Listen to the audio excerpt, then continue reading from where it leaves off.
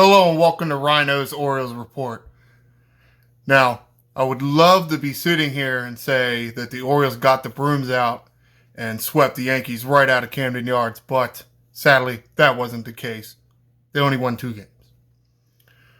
So, it's good, but not great. But on an even better note, with the win on Sunday, it brought the season series between the Orioles and Yankees to 7 games for the Orioles and 6 games for the Yankees. So, Orioles now have tiebreaker scenario rights over the Yankees because now with the more playoff spots, no more of these 1 games after the season to decide seeding or anything. So let's get right into the start of the series. Friday's game. I went to this game. It's a very, I don't want to say boring game because there was action, but it was a lot of outs. As you can see, each team only got 4 hits apiece and only 1 run scored by the Orioles in the 9th inning. Nobody was hit. Arias, Mountcastle, Santander, Rutschman only hits. 1 walk, Hayes. Part of that is because Garrett Cole, perennial Cy Young candidate, was pitching for the Yankees. Yes, I'm talking about the pitching first because nothing really happened on offense. I'll get to that at the end. More dramatic effect, I guess. Oh, well, you probably saw it if you were paying attention. And I think this is more noteworthy. So start off with it. Garrett Cole pitching for the Yankees. You're like, oh, shit. What do we do? Well, you counter with Grayson Rodriguez, and he turns in one of the best performances, if not the best performance he's ever turned out in his major league career. Very short major league career. 6 1/3 inning, 3 hits, 2 walks. That's fantastic. That's a whip under 1.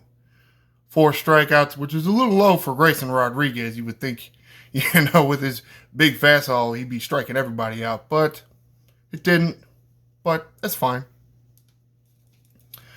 Orioles did turn a few double plays behind their pitching to this night, and lots of good defense too. Santander had an amazing diving catch late in the game. Frazier had a diving stab to throw the runner out at first base. Good defense and very clutch hitting and very good pitching as far as I'm concerned.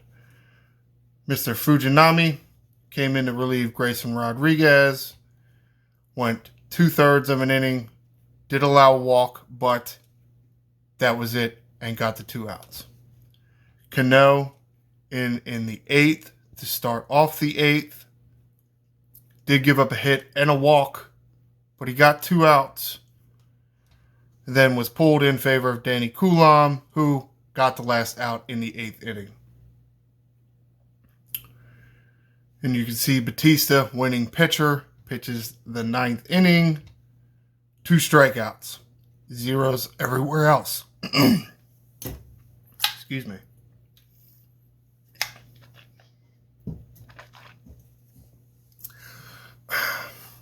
So you probably saw it.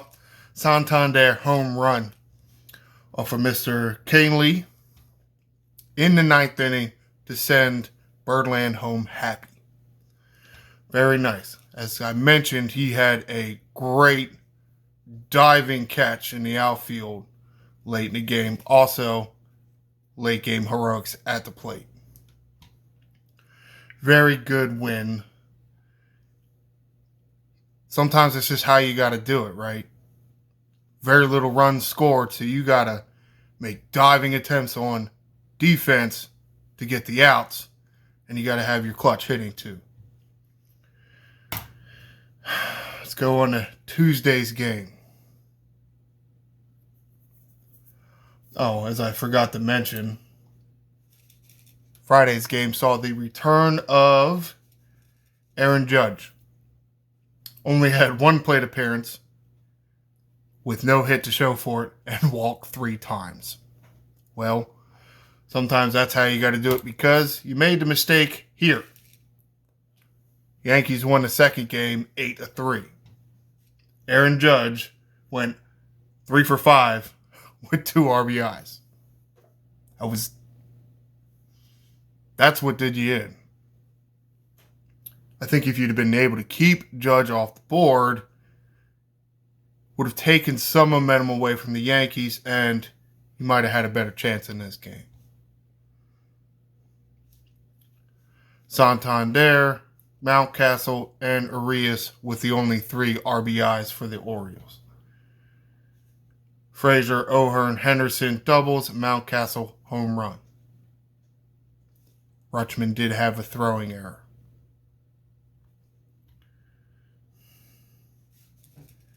Yankees were able to get these little jumping, hopping leads and were able to use that to their advantage and really exploit the Orioles' battery in their ability to hold runners. Is it all Rutschman's fault? Tough to say. Wasn't making the most accurate of throws. Though he did throw a back pick on somebody. Was that Sunday or was it Saturday? I can't remember. He did do a back pick and got an out there. It was nice. Saturday's game, Tyler Wells got to start. Sadly, this would be the last outing in an Orioles uniform we would see from Wells for a bit, as he was sent down to Double-A Bowie of all places, just to kind of get right, I guess. To a certain extent, it is kind of an innings limit because Wells has already pitched more innings this year than he has in any other year. Remember, he was a Rule 5 guy, then he was in the bullpen for a while, and then he had a Tommy John injury, and that may not have all been in the right order, but he's a relatively young baseball player that just hasn't pitched that many innings, and it's potential that is a reason why he's struggling. He went 2 2/3, gave up 3 hits, 3 runs, 3 walks, only struck out 1. Baumann came in relief, pitched 1 1/3, gave up 3 hits, 1 run, no walks, and no strikeouts. Cole Irvin kind of had to empty the tank on some of these long relief men on Saturday. Cole Irvin pitched 1 1/3 inning, gave up 5 hits, 4 runs, 1 walk, and only struck out 1. It was a little disappointing because Cole Irvin had been pitching fairly well between out of the bullpen and his last few starts that he had before Grayson Rodriguez was recalled. Don't know with Wells out of the rotation. Probably Irvin. It's possible that maybe Baumann might get a shot. Who knows? We'll have to see. Orioles may even add somebody. Trade deadline is fast approaching. Baker, in relief of Irvin, pitched 1 2/3, gave up 1 hit, no runs, 1 walk, struck out 3. Very good performance by Brian Baker. Cionel Perez. Sometimes I don't know what it is with this guy. I don't know if the Yankees were up so they didn't care anymore or whatever it was. But Cionel Perez pitched the last 2 innings of this one. Didn't allow a hit. Didn't allow a run. Didn't walk anybody. Struck out 1, which would have liked to see 2 or 3 there since he pitched 2 innings. But I pitched 2 innings, didn't walk nobody, didn't give up no runs, didn't give up no hits. It's pretty good. Hopefully we'll see more of that Cionel Perez in the future, as we are definitely going to need some good bullpen arms in this playoff push. Even though it's not necessarily a push for us because we are still first in the AL East. But you want to stay on top of that mountain.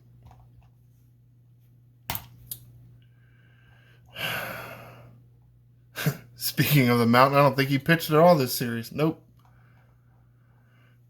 Did have an interview on Sunday Night Baseball. This is Sunday night's game here. First time the Orioles have been on Sunday Night Baseball in Camden Yards in, oh God, when did they say it was? I don't even remember. It's been at least 4 years.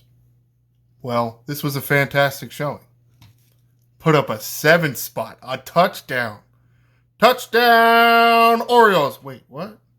Yeah. 7 spot in the first inning.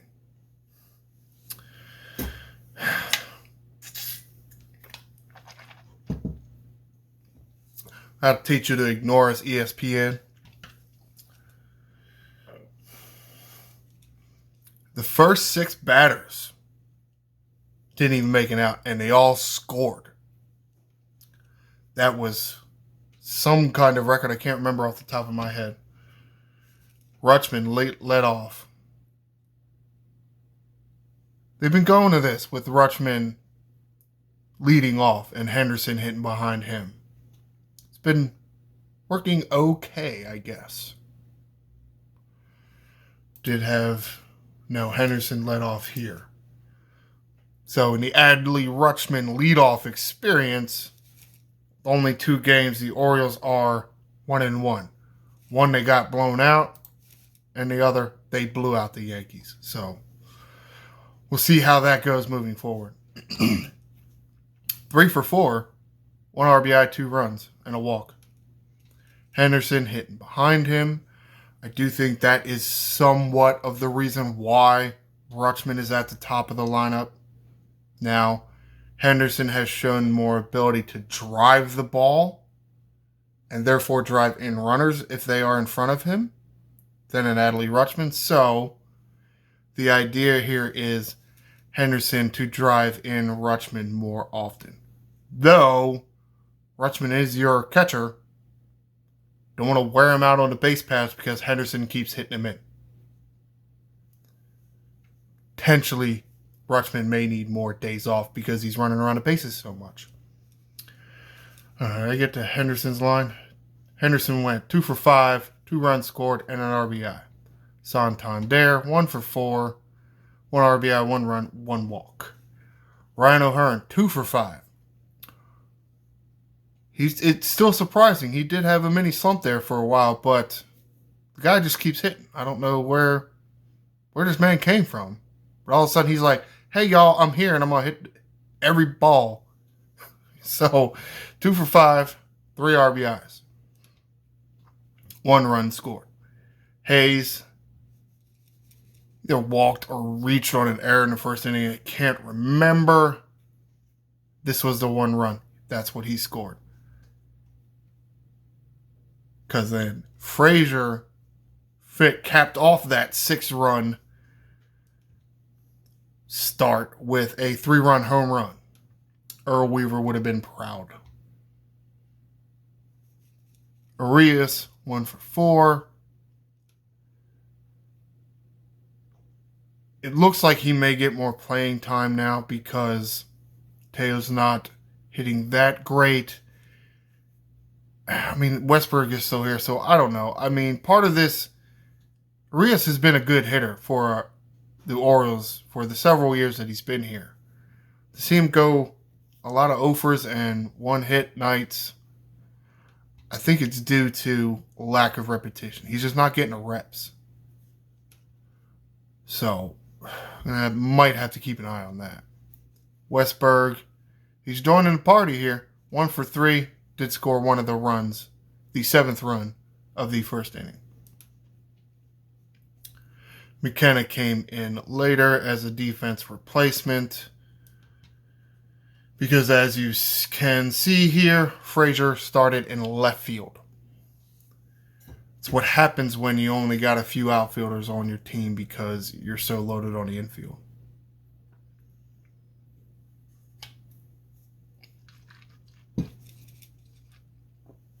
McKenna did get a hit in his only plate appearance. I would like to see him get more starts, especially with Hicks and Mullins both out. McCann got the start. Did get hit by a pitch, but didn't hit the baseball. O'Hearn, Santander, Henderson, home runs. O'Hearn, Santander, Henderson, doubles. Frazier, home run. As I may have said already.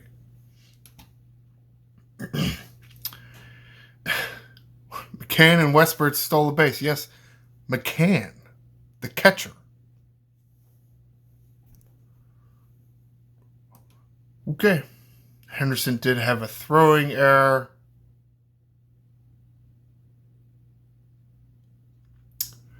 Can't remember what it was off the top of my head.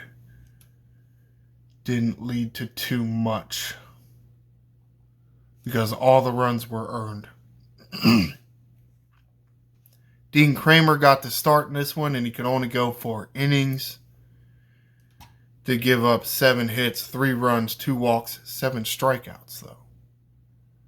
A lot of it was pitch total. He was up to... I can't remember off the top of my head, but he was getting up there in pitches. He came out for the 5th inning, and Brandon Hyde, reverting to his old self, lets the guy come out for the 5th inning, and if he gets a hit, he takes that pitcher out.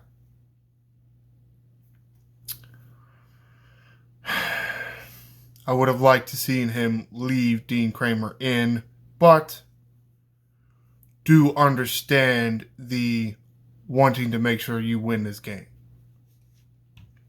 Bauman in relief, does give up 1 hit, strikes out 1 in 1 inning pitched. Mr. Fujinami.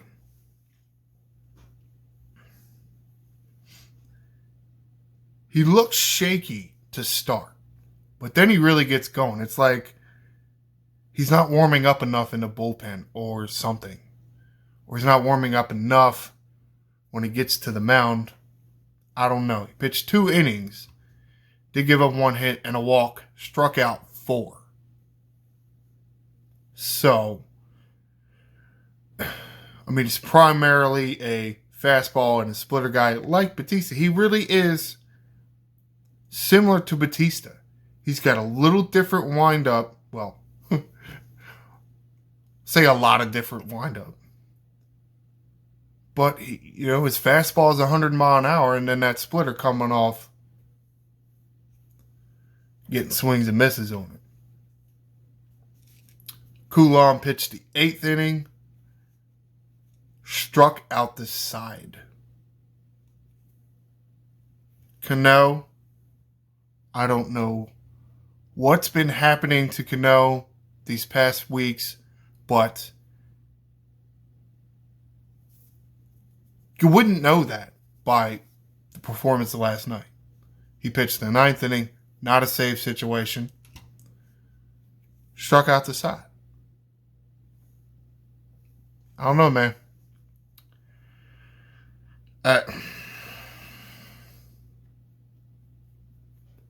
There is possibility that it was fatigue and he just, gutted through it.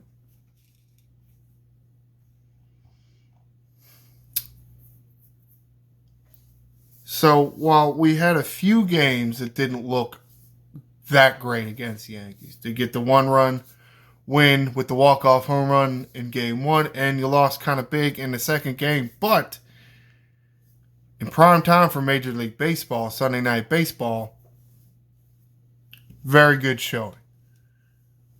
And maybe a shot at ESPN like, y'all should have been here sooner. Putting up numbers like that. Let's check the standings out. Tampa Bay had a similar record in their series, so they're still 1.5 games back of the Orioles. The Yankees are the last place Yankees. Last place Yankees! Yeah, I had to yell that at a bunch of Yankee fans running their mouth at the ballpark. Like, who comes in to somebody else's house running their mouth about how they're, so great, but yet you're in last place? I don't know. It's pretty weird.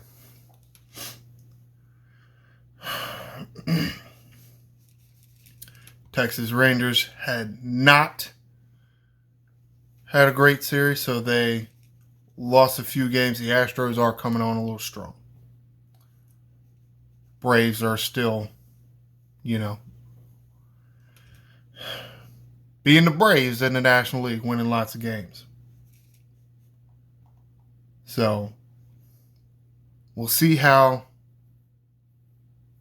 this trade deadline happens.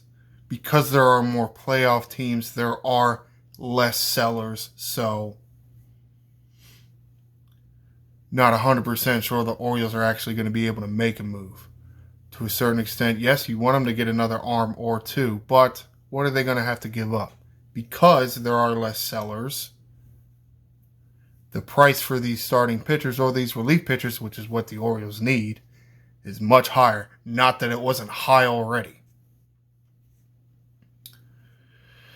Not 100% sure they're going to actually make a move. I honestly think the Orioles are done making moves because they're just going to see what Michael Elias is just going to see what the price is, and he's not going to want to give up the prospects. He's just not going to. I don't think so. Partly because this record is happening about a year, maybe two earlier than everybody thought. And I'm sure even Elias himself thought it would have taken. Part of it is with COVID. Maybe if we didn't have that shortened season with COVID, things might be a little different. But Michael Elias doesn't seem like the kind of guy that wants to give up all the prospects he has for not that much on the trade market. Justin Verlander is rumored to be available from the Mets, who already traded Max Scherzer, and the word is Verlander is going to cost more prospects than Scherzer, which sounds weird to me, but okay. It would be nice to have Justin Verlander, it really would.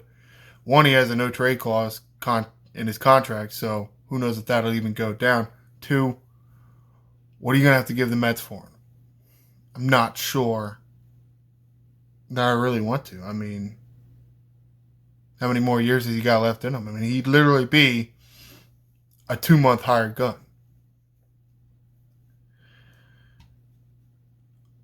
Mentioned the last show about the last time the Orioles won a division, how they traded away Eduardo Rodriguez to get Andrew Miller. Now, Andrew Miller was very vital down the stretch, but you gave up a pretty good starting pitcher. I don't know. I just don't see Michael Elias doing that.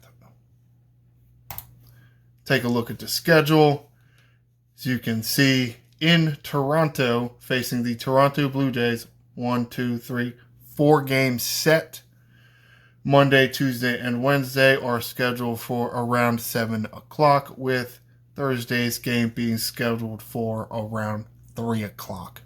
And then back to Baltimore to face the Mets and the Astros after them.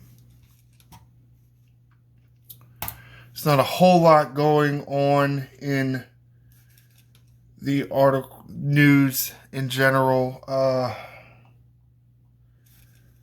Okay, the lineup is out. Adley Rutschman as Mr. Rock Kubatko reports around 3 p.m. this afternoon. Did he mention? He didn't mention. Oh, he does. He does mention Aiken and Givens are doing rehab assignments. Now, Wells is going down to Bowie, and we'll see what happens there. Oh, that's right. Crable. Joey Crable is who they brought up as they sent down Wells. So, haven't seen Joey Crable, relief pitcher, in a while. It's good to see that he is able to rejoin the club. Hopefully, he'll get back to form. He wasn't, I think the last I saw him, he wasn't pitching as well as he had last year, I think it was. So we'll have to see about that. So, as I said, Orioles are in Toronto. Thursday's game is going to be an afternoon game, so potentially do my wrap-up show then. I'll have to see. So stay tuned between Thursday night and Friday afternoon for my report on the Orioles and Toronto Blue Jays. Be sure to like and subscribe. I am the Angry Ryno, and this is Birdland.